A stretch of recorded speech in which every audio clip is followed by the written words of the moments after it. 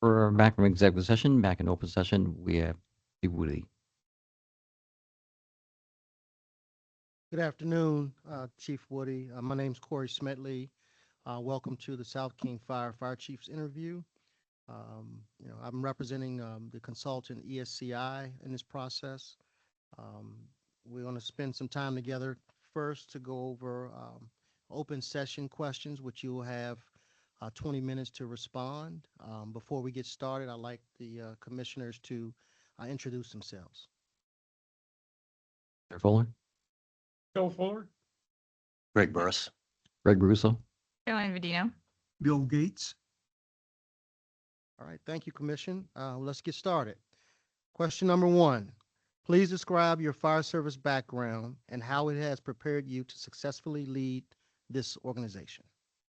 Yeah, thanks for asking. And good afternoon to everybody. I feel, first of all, humbled and honored to be here, so thank you for having me. My fire service career began as a volunteer firefighter.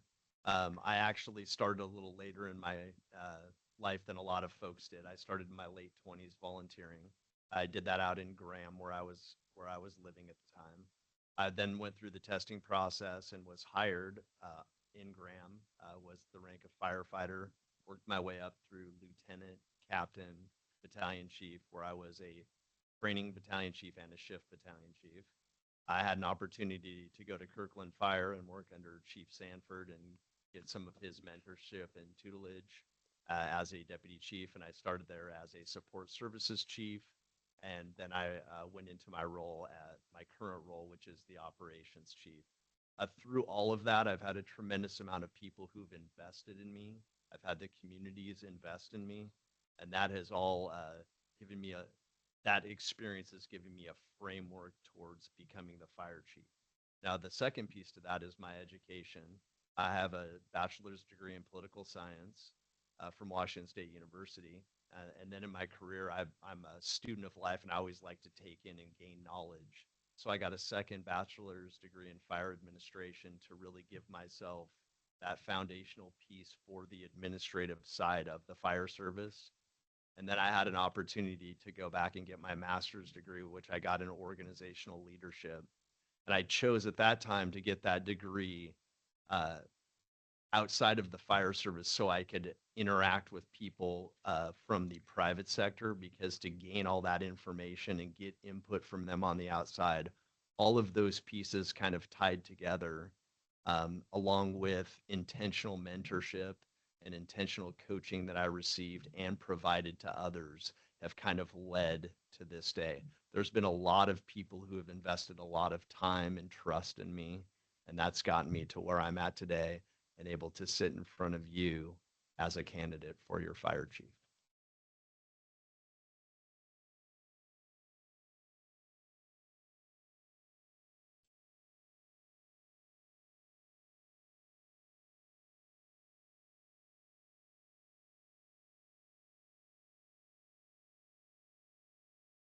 What areas would you prioritize in your first 6 to 12 months as fire chief, and why?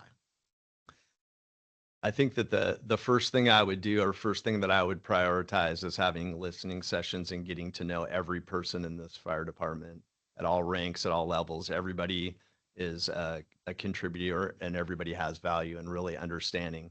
Based off those conversations, I think that would be one key component to lead towards what the vision or what the direction would be. Another component is building off the bridge strategic plan that had 4 phases to it. So the one important piece is the funding, the fire benefit charge that was passed. That is one key component to it. But I would also like to see funding opportunities that go outside of traditional funding mechanisms. So for example, right now in Kirkland, we were able to secure some private funding from Evergreen Hospital. Well, let me back up a little bit. They are a public entity, but we got funding from them to fund another firefighter and social worker for our MIH program. So that's one piece with the funding mechanism that I would like to see what those alternative funding mechanisms and partnership or collaborative opportunities could be. Another one that's near and dear to me is the leadership development piece. That's something where I've spent a lot of time and continue to spend a lot of time in. So I would want to build leaders and really dive into succession planning at all levels of the organization, developing a mentor-mentee program, a formal program. I'm currently involved in one of those programs, and the value is immense. You learn as a mentor so much more from your mentee than you could possibly know, and that's really been eye-opening and valuable for me. Uh, Another piece is accountability. Um, I'm a very ethical person. I have high standards for myself, and I hope that those standards filter down. I don't like to live a hypocritical life, and accountability is very important to me. It's one of my two core values, along with caring. And then lastly is the communication piece. There is a need to increase communication and understand what that means for each individual. So every individual has different communication styles and responds better to communication mediums. So I do value face-to-face interaction. I do value small group interaction because you can really get through and down to where people's needs are. In addition to that, I'd like to do a monthly newsletter as the fire chief, and I'd like to include an important segment in that, and that's our retired members, because oftentimes we lose sight of our retired members and we need to keep value with there. And when we get to the presentation piece, I'll kind of touch on that a little bit more. But those would be the areas that I would start off as a jumping off point and to see where the vision is over the next 6 to 12 months.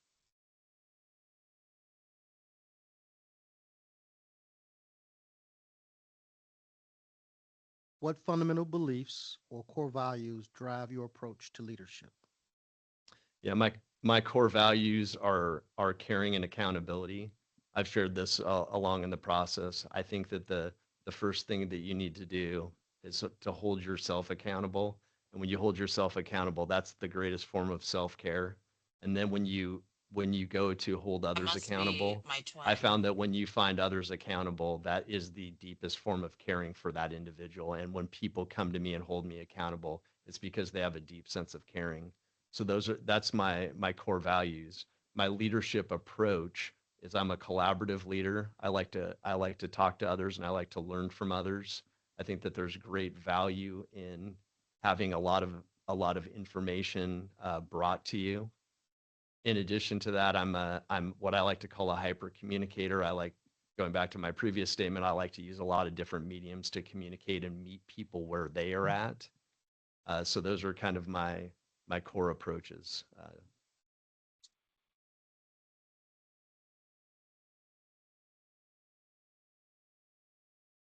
And I can be pretty succinct with my answers. So if I need to expand on anything, please let me know. How have you been actively involved in the community in your previous position? And how do you plan to continue this involvement in South King? Well, my involvement in the community, I can speak from my Robbie, first check this out. experience in Graham as a volunteer. I worked that was my involvement, the beginning of my involvement in that community.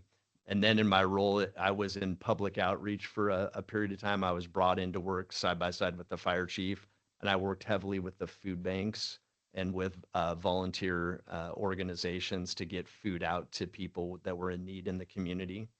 And then as I've gone up into Kirkland, I participate in all the community outward events. I've sat in for the fire chief on numerous events for the 4th of July and have been really outward facing and interacted with members there. Going back to Graham, I additionally was heavily involved in getting out to senior groups and talking to them about voting and what we were working on. And then tying back, because I live in this community, I've been a volunteer track and soccer coach both in Federway and in Northeast Tacoma. And coaching has really been one of the foundational pieces that has given me a lot of self-worth, and I feel like I've been really giving back to people. Seeing the smiles on kids' faces that are competing at all levels is just such a reward to me.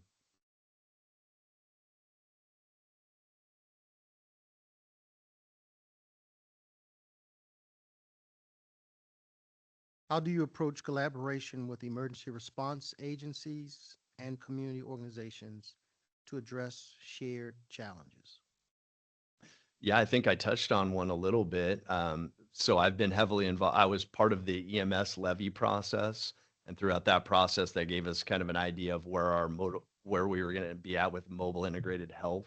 And I think one of the biggest things that we're seeing out there is how can we drive down the use of the 911 systems while providing for folks that really need our help, specifically to mental health. I think in addiction are two things.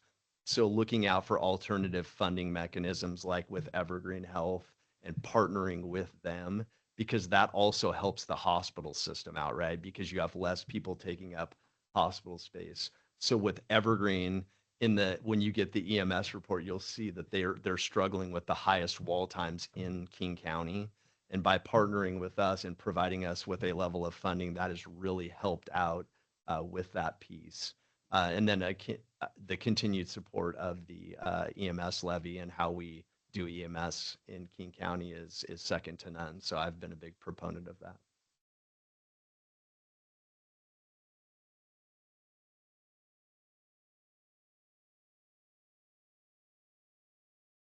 How do you establish trust and open communication with both union leadership and non-represented employees? I'm a genuine person, so I again establish trust because I like to invest in people and genuine investment and really get to know them.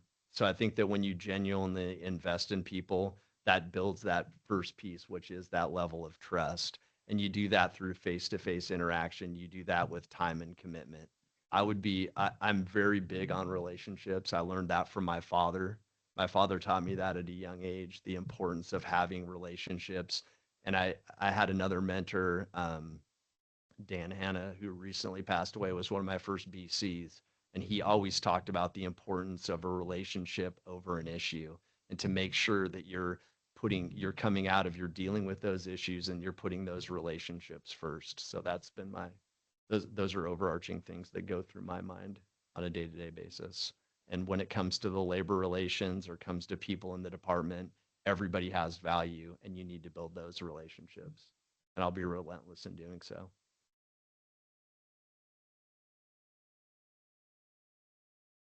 All right.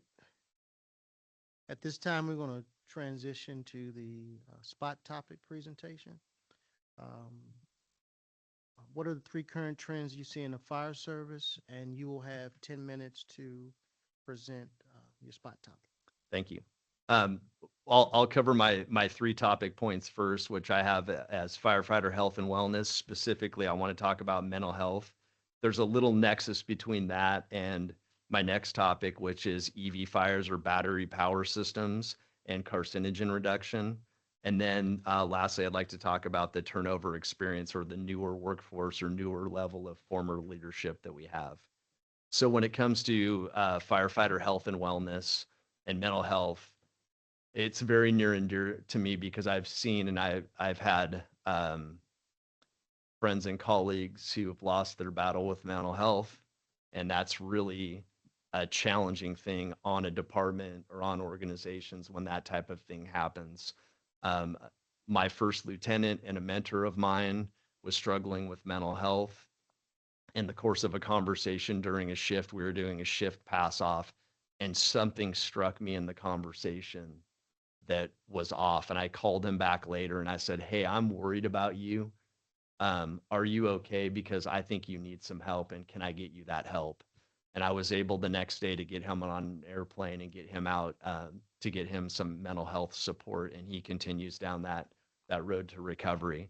So the mental health piece, we've seen it all around. The stigma is down. We need to be taking care of our first responders so that we can ensure that they're taking care of the community. So I will be a big support of peer support teams and looking into mechanisms to have mental health support for our first responders and having people available. I do have resources in the area and friends that are studying social work and that their departments have mental health specialists assigned to those departments for their first responders, and there's been very good returns on that. And then we'll transition that into EV fires and battery systems. This is really emerging, and like what are the proper things, or how should we be fighting these fires, and then simultaneously taking care of our first responders.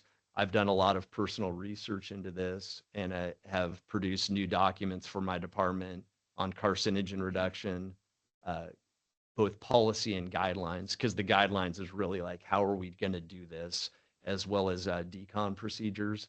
And I've worked with a regional group on that. I was in a health and safety meeting through Washington State L&I, the fire program.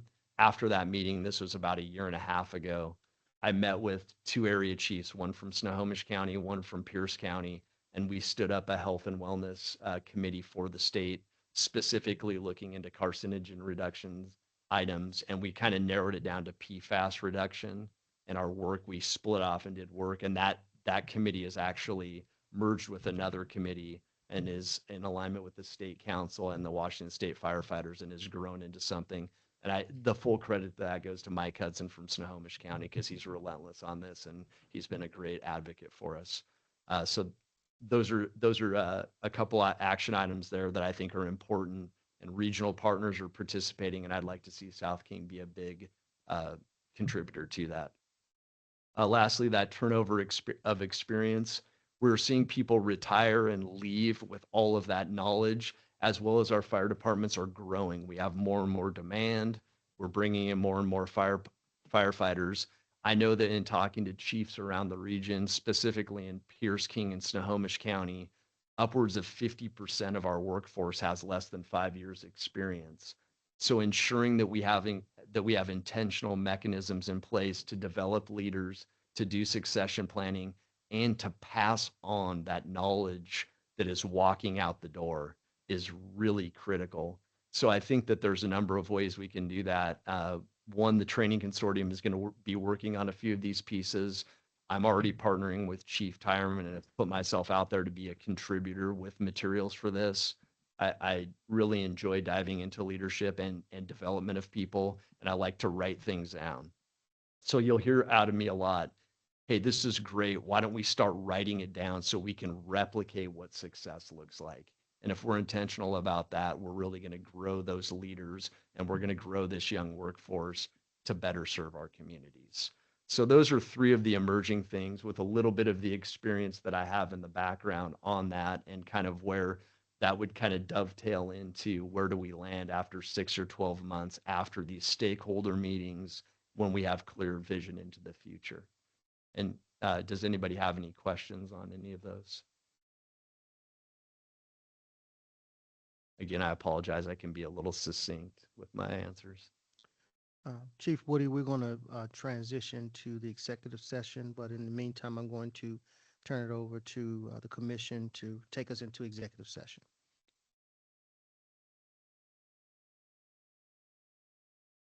At this time, we're going to go to executive session. So the board convenes executive session per RCW 42.3011101G.